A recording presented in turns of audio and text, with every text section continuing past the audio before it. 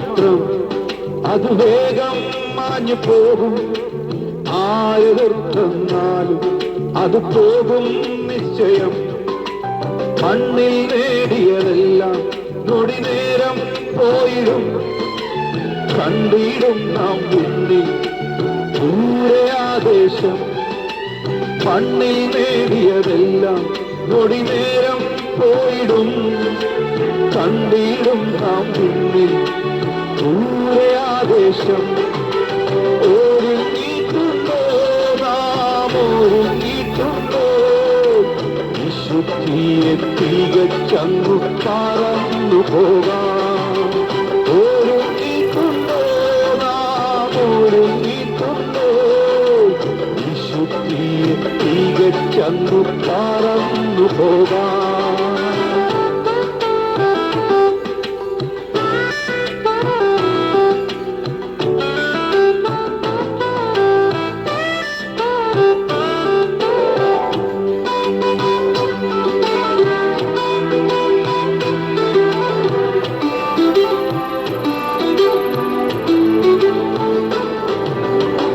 സുഖമാനങ്ങളെല്ലാം താൽക്കാലികമെന്നതാ.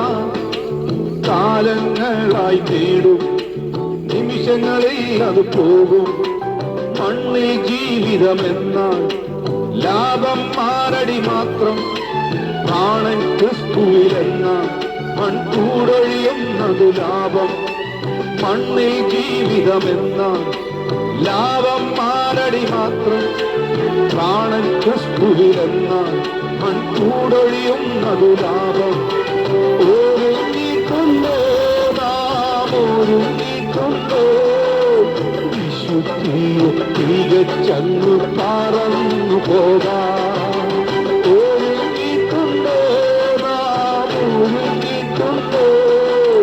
വിശുദ്ധിയെ തികച്ചങ്ങു പറന്നു പോകാം.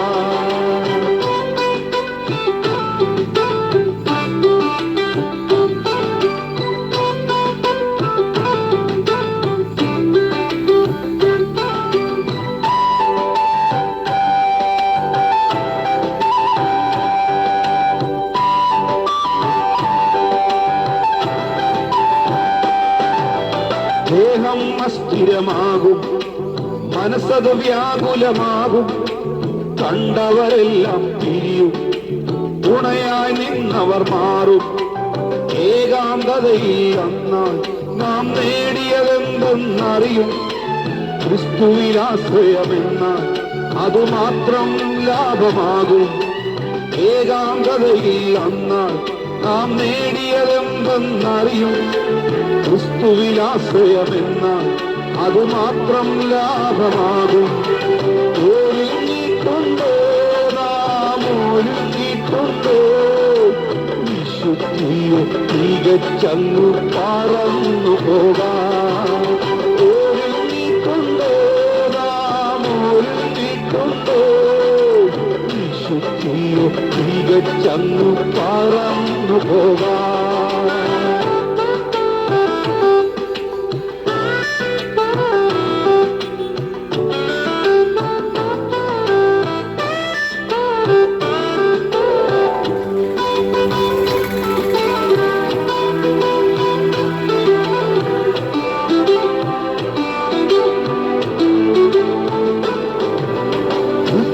രൂപം നമ്മിൽ നിഴലായുണ്ടെന്നറിയാം.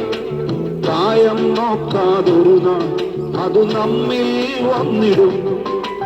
ഉച്ചവരെ നാം പിരിയും, മറ്റൊരു യാത്ര തുടങ്ങും. ക്രിസ്തുവിൻ വഴിയെ പോയാൽ താൻ വീട്ടിൽ നാം എത്തും. ഉച്ചവരെ നാം പിരിയും, മറ്റൊരു യാത്ര തുടങ്ങും. ക്രിസ്തുവിൻ വഴിയെ പോയാൽ താൻ വീട്ടിൽ നാം എത്തും. ഒരുങ്ങിയിട്ടുണ്ടോ നാം ഒരുങ്ങിയിട്ടുണ്ടോ? വിശുദ്ധിയെ തികച്ചങ്ങു പറന്നു പോകാം. ഒരുങ്ങിയിട്ടുണ്ടോ നാം ഒരുങ്ങിയിട്ടുണ്ടോ? വിശുദ്ധിയെ തികച്ചങ്ങു പറന്നു പോകാം. ഒരു ജീവിതം മാത്രം അത് വേഗം മാഞ്ഞു പോകും. ആരെതിർത്തന്നാലും അത് പോകും നിശ്ചയം. മണ്ണിൽ നേടിയതെല്ലാം നൊടി നേരം പോയിടും. കണ്ടിടും നാം മുന്നിൽ ദൂരെ ആദേശം. മണ്ണിൽ നേടിയതെല്ലാം നൊടി നേരം പോയിടും. കണ്ടിടും നാം മുന്നിൽ ദൂരെ ആദേശം. ഒരുങ്ങിക്കൊണ്ടോ നാം ഒരുങ്ങിക്കൊണ്ടോ വിശുദ്ധിയെ തികച്ചങ്ങ് പറന്നു പോകാം. ഒരുങ്ങിക്കൊണ്ടോ നാം ഒരുങ്ങിക്കൊണ്ടോ വിശുദ്ധിയെ തികച്ചങ്ങ് പറന്നു പോകാം. ഒരുങ്ങിക്കൊണ്ടോ നാം ഒരുങ്ങിക്കൊണ്ടോ വിശുദ്ധിയെ തികച്ചങ്ങ് പറന്നു പോകാം. ഒരുങ്ങിക്കൊണ്ടോ നാം ഒരുങ്ങിക്കൊണ്ടോ വിശുദ്ധിയെ തികച്ചങ്ങ് പറന്നു പോകാം.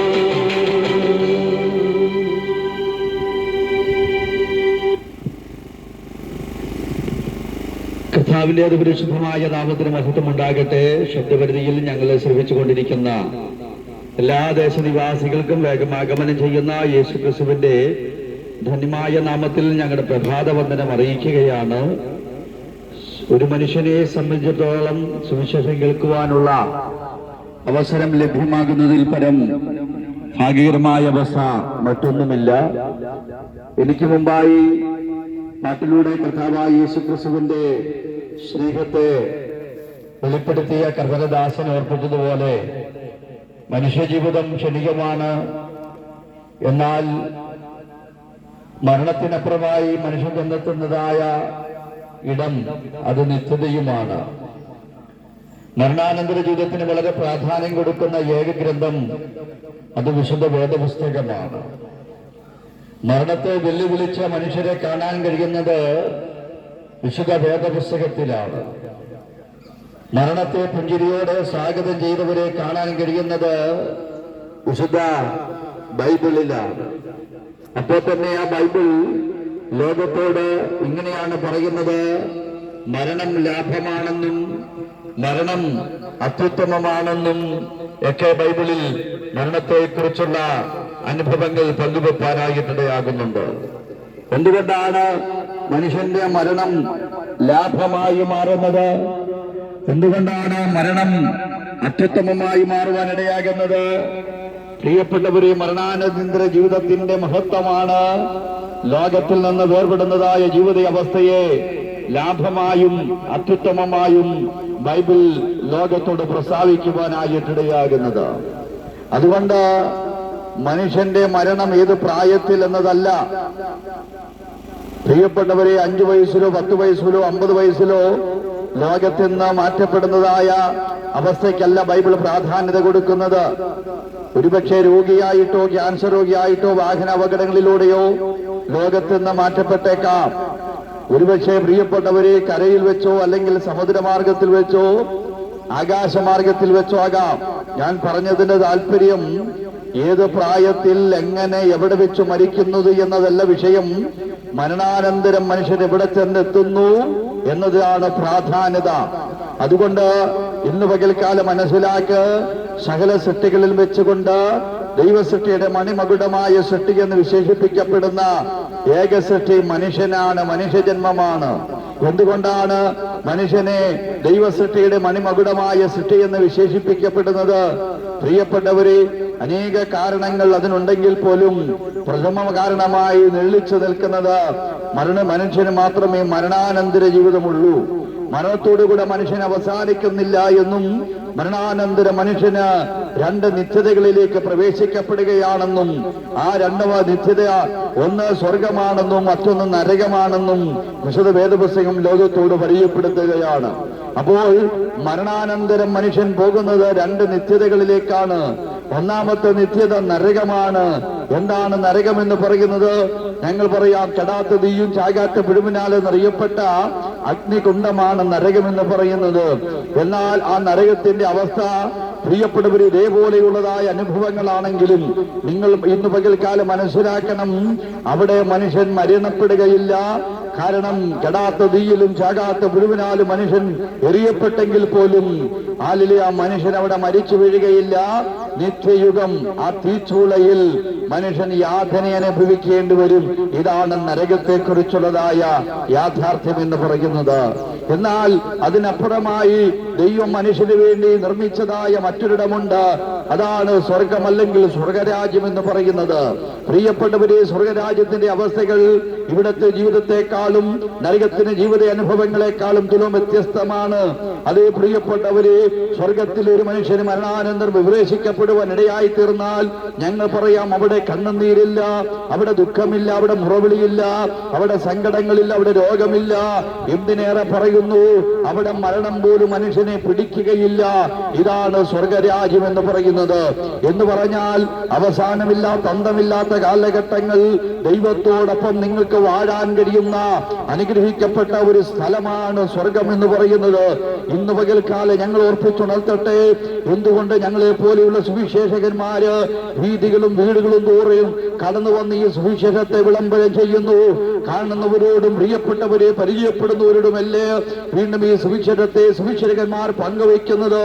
ഞങ്ങൾ പറയാം, മരണം കൊണ്ട് മനുഷ്യൻ അവസാനിക്കുന്നില്ല എന്നും മരണാനന്തരം നിങ്ങളെ കാത്തിരിക്കുന്നതായ നിത്യമായ നരകമുണ്ടെന്നും എന്നാൽ നിത്യമായ സ്വർഗരാജ്യം നിങ്ങൾക്ക് വേണ്ടി മാത്രം ദൈവം ഒരുക്കിയിട്ടുണ്ടെന്നും നിത്യമായ നരകത്തിൽ നിന്ന് നിങ്ങളെ കരകയറ്റുവാൻ കഴിയുന്ന ഒരു മാർഗമുണ്ടെന്നും അവയെക്കുറിച്ചാണ് സുവിശേഷകന്മാര് സുവിശേഷമായി നിങ്ങളോട് വിളംബരം ചെയ്യുവാനായിട്ടിടയാകുന്നത്. അതേ സ്നേഹിതരെ, നിങ്ങളെ ദൈവം സ്നേഹിക്കുന്നു. അതിന്റെ പ്രത്യക്ഷ അടയാളമാണ് ഈ രക്ഷയുടെ സന്ദേശം കേൾക്കുവാനുള്ള അവസരം ദൈവം നിങ്ങൾക്ക് വേണ്ടി ഒരുക്കുന്നത്. ഒരുപക്ഷേ നിങ്ങളുടെ വീടുകളിലും വീടുകളിലും കടന്നു വന്നുകൊണ്ട് മാറ്റമില്ലാത്ത സുവിശേഷത്തെ വളരെ ലളിതമായി നിങ്ങൾക്ക് മനസ്സിലാകുന്ന ഭാഷയിൽ ഞങ്ങളെ പോലെയുള്ള സുവിശേഷകന്മാർ വിളംബരം ചെയ്യുവാൻ കാരണമെന്ന് ചോദിച്ചു കഴിഞ്ഞാൽ ദൈവം നിങ്ങളെ അപ്രമാത്രം സ്നേഹിക്കുകയാണ്. അപ്പോൾ ഒരുപക്ഷെ ഒരു ചോദ്യമുണ്ടായേക്കാം, എന്തുകൊണ്ടാണ് മനുഷ്യൻ നരകത്തിൽ പോകുന്നത്? ആർക്കാണ് ദൈവം സ്വർഗരാജ്യം അവകാശമാക്കാൻ കഴിയുന്നത്? പ്രിയപ്പെട്ടവരെ, എന്തുകൊണ്ട് മനുഷ്യൻ നരകത്തിൽ പോകുന്നു? പറയാം പ്രിയപ്പെട്ടവരെ, മനുഷ്യൻ നരകത്തിൽ പോകാൻ ഒരേ ഒരു കാരണമേയുള്ളൂ. ആ കാരണം എന്ന് പറയുന്നത് പാപമാണ്. പാപത്തിൽ ജനിച്ച് ജീവിച്ച് പാപത്തോടുകൂടെ തന്നെ ലോകത്തിൽ നിന്ന് മനുഷ്യൻ മാറ്റപ്പെട്ടു പോയാൽ പാപി ചെന്ന് പതിക്കുന്ന ഇടമാണ് നരകമെന്ന് പറയുന്നത്. എന്നാൽ പാപത്താൽ ജനിക്കപ്പെടുന്ന ഈ വേളയിൽ പാപങ്ങളെ പരിഹരിക്കാൻ കഴിയുന്നതായ രക്ഷകനിലൂടെ പാപം നിങ്ങളുടെ പരിഹരിക്കപ്പെടുവാനിടയായാൽ പാപം പരിഹരിക്കപ്പെട്ട മനുഷ്യൻ ലോകത്തിൽ നിന്ന് മരണം വഴിയായി മാറ്റപ്പെട്ടാലും അവൻ ശങ്കിക്കേണ്ട കാര്യമില്ല, അവൻ പതറിപ്പോകേണ്ട കാര്യമില്ല, അവൻ ഭാരപ്പെട്ടു പോകേണ്ട കാര്യമില്ല. ആ മനുഷ്യൻ ചെന്നെത്തിയതാണ് സ്വർഗം. അതുകൊണ്ട് പ്രിയപ്പെട്ടവരെ, പാപം പരിഹരിക്കപ്പെട്ട മനുഷ്യൻ മാത്രമേ മരണത്തെ ലോകത്തിന്റെ മരണത്തെ പുഞ്ചിരിയോടെ സ്വാഗതം ചെയ്തിട്ടുള്ളൂ. അതേ പാപം പരിഹരിക്കപ്പെട്ട മനുഷ്യൻ മാത്രമേ ലോകത്തെ മരണത്തെ വെല്ലുവിളിച്ചിട്ടുള്ളൂ. പാപം പരിഹരിക്കപ്പെട്ട മനുഷ്യൻ മാത്രമേ മരണം അത്യുത്തമമാണെന്ന് പറയാൻ കഴിയത്തുള്ളൂ. പാപം പരിഹരിക്കപ്പെട്ട മനുഷ്യന് മാത്രമേ മരണം ലാഭമെന്ന് പറയാൻ കഴിയത്തുള്ളൂ. അതുകൊണ്ട് ഇന്ന് പകൽക്കാലം ഞങ്ങൾ നിങ്ങളോട് വിളംബരം ചെയ്യാം, പാപങ്ങളെ പരിഹരിക്കാനന്തരമായി നിങ്ങൾ ലോകത്തിൽ നിന്ന് വിട പറയുന്നു എങ്കിൽ നിങ്ങളെ കാത്തിരിക്കുന്നത് നിത്യമായ സ്വർഗമാണ്. മനുഷ്യന്റെ പാപം എങ്ങനെ പരിഹരിക്കപ്പെടാൻ കഴിയും? വേഗേന ഞങ്ങൾ പറഞ്ഞ് അവസാനിപ്പിക്കാൻ ആഗ്രഹിക്കുകയോ. പ്രിയപ്പെട്ടവരെ, ഒരു കാര്യം ഞങ്ങൾ ഉറപ്പോടെ വചനാടിസ്ഥാനത്ത് നിന്നുകൊണ്ട് പറയാം, നിങ്ങളുടെ കർമ്മമാർഗങ്ങൾ കൊണ്ട്, മനുഷ്യരുടെ കർമ്മമാർഗങ്ങൾ കൊണ്ട്, അവരുടെ പുണ്യപ്രവൃത്തികൾ കൊണ്ട്, അവരുടെ നിസ്കാരങ്ങൾ നമസ്കാരങ്ങൾ കൊണ്ട്, അവരുടെ അർപ്പണങ്ങൾ ദർപ്പണങ്ങൾ കൊണ്ട്, അവരുടെ പുണ്യസ്ഥല സന്ദർശനങ്ങളിലൂടെ, അവരുടെ ത്യാഗപരമായ ജീവിതത്തിലൂടെ പ്രിയപ്പെട്ടവരെ മനുഷ്യന്റെ പാപം പരിഹരിക്കപ്പെടാൻ കഴിയത്തില്ല. എന്നാൽ നിങ്ങൾക്ക് കാണാൻ കഴിയും, മനുഷ്യന്റെ പാപത്തെ പരിഹരിക്കാൻ ഉലകത്തിൽ ഒരുവൻ അവതരിച്ചിട്ടുണ്ട്. അവൻ ആരാണ്? ഗ്രന്ഥങ്ങൾ നിങ്ങൾ പാരായണം ചെയ്യൂ. നിങ്ങൾക്ക് ചെന്നെത്താം വിശുദ്ധ വേദപുസ്തകത്തെ. നിങ്ങൾ അത് വായിപ്പാൻ തയ്യാറായാൽ നിങ്ങൾക്ക് കണ്ടെത്താം ഒരുവനെ. അവൻ ആരാണെന്ന് ചോദിച്ചു കഴിഞ്ഞാൽ ഇന്ന് പകൽക്കാലം ഞങ്ങൾ നിങ്ങളോട് പരിചയപ്പെടുത്തുന്നതായ അതേ കാലഘട്ടത്തെ രണ്ടായി വിഭാഗിച്ചുകൊണ്ട് പ്രിയപ്പെട്ടവരെ, ലോകത്തിൽ മനുഷ്യവേഷമെടുത്ത് ദാസരൂപമായി അവതരിച്ചവൻ അവനാണ് ഞങ്ങൾ ഉയർത്തുന്ന നസ്രേനായ യേശു. അതേ പ്രിയപ്പെട്ടവരെ, മാനവജനതയുടെ പാപങ്ങളെ പരിഹരിച്ചുകൊണ്ട് നിത്യമായ നരകത്തിൽ നിന്ന് അവനെ വീണ്ടെടുത്ത് നിത്യമായ സ്വർഗരാജ മനുഷ്യനെ കൈമാറുവാൻ, പാപങ്ങളെ പരിഹരിക്കുവാൻ വേണ്ടി ഉലകത്തിൽ ഉടലെടുത്തവനാണ് ഞങ്ങൾ ഉയർത്തുന്ന നമ്മുടെ നസ്രേനായ യേശു. അതുകൊണ്ട് ഇന്ന് പകൽ ഞങ്ങൾ വേഗേന പറയുകയാ, യേശു ഒരു മതസ്ഥാപകനല്ല, യേശു ഒരു തത്വജ്ഞാനിയല്ല, യേശു ഒരു വിപ്ലവകാരിയല്ല. പിന്നെ ആരാണ് യേശു? ബൈബിളിൽ ഇങ്ങനെയാണ് പറയുന്നത്, അവൻ തന്റെ ജനത്തെ അവരുടെ പാപങ്ങൾ രക്ഷിപ്പാനിരിക്കൊണ്ട് നീ അവന് യേശു എന്ന് പേരിടേണം. അതേ പ്രിയപ്പെട്ടവരെ, യേശു എന്ന പേരിന്റെ അർത്ഥം രക്ഷകൻ എന്നാണ്. എവിടെ നിന്ന് രക്ഷിക്കാൻ കഴിയുന്നവൻ? പാപങ്ങളിൽ നിന്ന് രക്ഷിക്കാൻ കഴിയുന്നവൻ. ഒരു പക്ഷേ താങ്കൾ രോഗിയാണെങ്കിൽ ഇവിടുത്തെ വൈദ്യശാസ്ത്രത്തിനോ വൈദ്യന്മാർക്കോ നിങ്ങളുടെ രോഗത്തെ സൗഖ്യമാക്കാൻ കഴിയും. നിങ്ങൾ സാമ്പത്തികമായി തകർച്ച നേരിട്ടവരാണെങ്കിൽ സമ്പന്നന്മാർക്കോ നിങ്ങളുടെ സ്നേഹിതർക്കോ ദേശനിവാസികൾക്കോ നിങ്ങളുടെ സാമ്പത്തിക തകർച്ചയെ നിങ്ങൾ രക്ഷിക്കാൻ കഴിയും. പക്ഷേ മനുഷ്യനെ നിത്യ നരകത്തിലേക്ക് തള്ളിക്കളയുവാൻ ഏക കാരണമായി മനുഷ്യനിൽ വാണ്ടുകൊണ്ടിരിക്കുന്ന പാപങ്ങളെ പരിഹരിക്കുവാൻ ഉലകത്തിൽ ഒരു മതത്തിനും കഴിയത്തില്ല, ഒരു രാഷ്ട്രീയ പ്രസ്ഥാനങ്ങൾക്കും കഴിയത്തില്ല, ഒരു തത്വജ്ഞാനികൾക്കും കഴിയത്തില്ല. പ്രിയപ്പെട്ടവരെ, എന്നാൽ നിങ്ങളുടെ പാപങ്ങളെ പരിഹരിക്കാൻ കഴിയുന്ന ഏകദൈവമുണ്ട്. അവനത്രേ ഞങ്ങൾ ഉയർത്തുന്ന നസ്രേനായ യേശു. അതുകൊണ്ട് യേശു പാപികളെ സ്നേഹിച്ചു, പാപികളുമായി സഹവർത്തിച്ചു. അവസാനം ലോകമോന് കൊടുത്തൊരു പേരുണ്ട്, അവൻ പാപികളുടെ സ്നേഹിതൻ എന്നാണ്. അതേ പ്രിയപ്പെട്ടവരെ, ഇത്രമാത്രം പാപികളെ സ്നേഹിച്ച ഒരു ദൈവം, പാപികളുമായി സഹവർത്തിച്ച ഒരു ദൈവം, ആ ദൈവമാണ് നസ്രേനായ യേശു. എന്നാൽ മനുഷ്യന്റെ പാപത്തിന്റെ ശിക്ഷ മരണമാകയാൽ പാപത്തിന്റെ ശിക്ഷയായ മരണത്തെ നമുക്ക് പകരമായി യേശു ഏറ്റെടുക്കുകയായിരുന്നു. അതേ ശ്രോതാവേ, യേശു ദൈവമാണെന്ന് താൻ തെളിയിച്ചു. സമസ്ത മേഖലകളിലും യേശു അത് തെളിയിച്ചു. യേശുവിനെ കീഴ്പ്പെടുത്താൻ കഴിയാത്ത ഒരു ശക്തികൾ ലോകത്തിലുണ്ടായിരുന്നില്ല. യേശുവിനെ സൗഖ്യമാക്കാൻ കഴിയാത്ത ഒരു രോഗവുമില്ലായിരുന്നു. എന്തിനേറെ പറയുന്നു, യേശു ചെന്നിടത്തൊക്കെയും വിജയം കൈവരിക്കാനിടയായി. പ്രവൃത്തിയിലൂടെയും സാന്നിധ്യത്തിലൂടെയും സാമീപ്യത്തിലൂടെയും എല്ലാം യേശു ദൈവമാണെന്ന് ലോകത്തിനു മുമ്പാകെ പ്രദർശിപ്പിച്ചു. അനന്തരം താൻ ലോകത്തിൽ അവതരിച്ചതായ അവതാരത്തിന്റെ ലക്ഷ്യപ്രാപ്തിക്കെന്ന നിലയിൽ പാപിയായ മനുഷ്യന് പകരമായി മരിക്കുക എന്ന ആ ഉദ്ദേശം തന്നെ നിറവേറുവാൻ വേണ്ടി ഗെത്സമനയിൽ പട്ടാളത്താൽ യേശു പിടിക്കപ്പെട്ടു. 5 കോടതിയിൽ രാത്രി മാറി മാറി യേശുവിനെ വിസ്തരിച്ചു. പ്രിയപ്പെട്ടത്, അവസാനം അവനിൽ കുറ്റമൊന്നും കാണാതെ ലോകത്തിൻ്റെതായ നീതിപീഠം ഇവനിൽ കുറ്റമൊന്നും കാണുന്നില്ല എന്ന് ലോകത്തിന് മുമ്പാകെ പരസ്യമാക്കപ്പെട്ടിട്ടും യേശുവിനെ അവർ ക്രൂശിക്കുകയായിരുന്നു. അവന്റെ വസ്ത്രം അവര് വലിച്ചൂരിയെടുത്തു. അതേ പ്രിയപ്പെട്ടവരെ, ഒന്നുകുറയെ 39 അടികൾ യേശുവിന്റെ ശരീരത്തിൽ അവർ ചാട്ടവാറ് കൊണ്ടടിച്ചു. അവന്റെ റോമൻ നാണയങ്ങൾ ചേർത്ത് പിടിച്ചുകൊണ്ടവന്റെ മുഖത്തിന്റെ രോമങ്ങൾ അവർ പിഴുതെടുത്തു. അതേ പ്രിയപ്പെട്ടവരെ, കണ്ടാൽ ആളല്ല എന്ന് തോന്നുമാറ് യേശു വികൃതമാക്കപ്പെടുവാനിടയായി. അതേ പ്രിയപ്പെട്ടവരെ, ആയിരങ്ങളിലും പതിനായിരങ്ങളിലും സുന്ദരനായിരുന്ന നസ്രേനായ യേശു കണ്ടാൽ ആളല്ല എന്ന് തോന്നുമാറ് ഒന്ന് നോക്കുന്നവർ വീണ്ടും നോക്കുവാൻ മനസ്സാക്ഷി സമ്മതിക്കാതെ വണ്ണം താനേ അവരുടെ തലകുനിയപ്പെട്ട നിലയിലേക്കായി പോയ നസ്രേനായ യേശു എന്തിനു വേണ്ടി ഈ ത്യാഗങ്ങൾ അനുഭവിച്ചു? എന്തിനു വേണ്ടി വേദന അനുഭവിച്ചു? എന്തിനു വേണ്ടി അവൻ അടിയേൽക്കു? എന്തിനു വേണ്ടി അവൻ മുറിപ്പാടുകൾ സഹിച്ചു? ഞാൻ പറയാം പ്രിയപ്പെട്ടവരെ, നമുക്കവൻ പകരക്കാരനാകുകയായിരുന്നു. നമ്മുടെ പാപങ്ങളെ അവൻ പരിഹരിക്കുകയായിരുന്നു. 2 കള്ളന്മാര് നടുവിൽ 3 ആണികളാൽ അവർ യേശുവിനെ ക്രൂശിച്ചു. ക്രൂശിച്ചനന്തരം മരിച്ചോ എന്നറിയുവാൻ വിലാപ്പുറത്ത് നീളമുള്ള കുണ്ട കൊണ്ട് അവർ കുത്തി. അവിടെ വായിക്കുന്നു, ആദ്യം രക്തവും പിന്നെ വെള്ളവും പുറപ്പെട്ടു. ആ ശരീരം ലോകത്തോട് പറയുകയാ, ഈ ശരീരത്തിൽ ഒരു തുള്ളി പോലും രക്തം അവശേഷിക്കുന്നില്ല. എന്തിനു വേണ്ടി യേശു തന്റെ അവസാന തുള്ളി രക്തവരെയും ഊറ്റി? ബൈബിൾ അതിന് മറുപടി പറയുന്നുണ്ട്. യേശുവിന്റെ രക്തം സകല പാപവും പോക്കി നമ്മെ ശുദ്ധീകരിക്കുന്നു.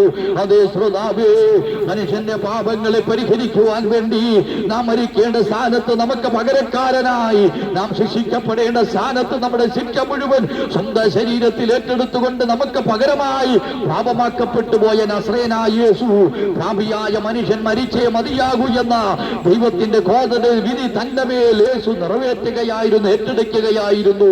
അതുകൊണ്ടാണ് യേശു മരിച്ചത്.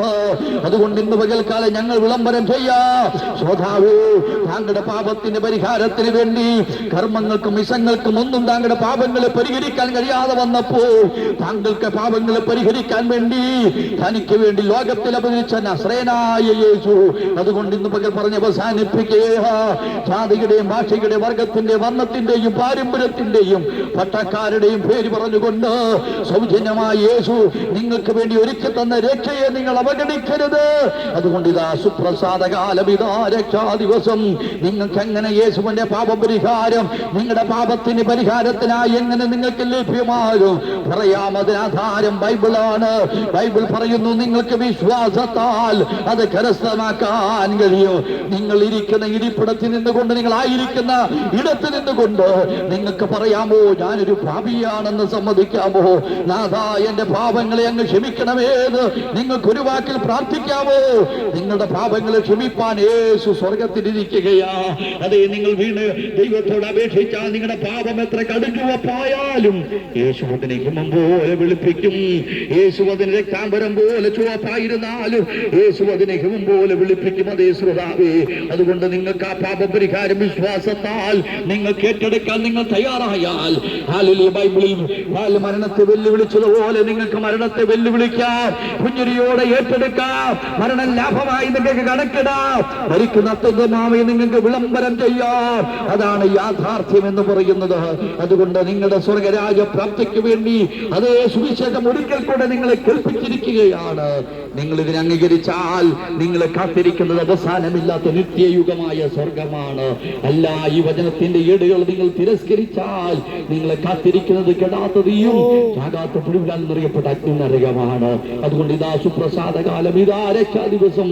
ഇന്ന് പകൽക്കാലമായ യേശുവിനെ നിങ്ങളുടെ രക്ഷകനും കർത്താവുമായ ജീവിതത്തിൽ അംഗീകരിച്ചുകൊണ്ട് നിത്യമായ സ്വർഗരാജ്യം പ്രവേശനം നിങ്ങൾക്കും ഈ വചനത്തിലൂടെയും സ്വായത്തമാക്കാൻ കഴിയട്ടെ എന്നുള്ള പ്രാർത്ഥനയോടും ഞങ്ങൾ ശ്രമിച്ച നിങ്ങളോടുള്ള നന്ദിയും അറിയിച്ച് ഞങ്ങൾ ഇവിടുന്ന് വിടവാകുന്നു. ഞങ്ങൾ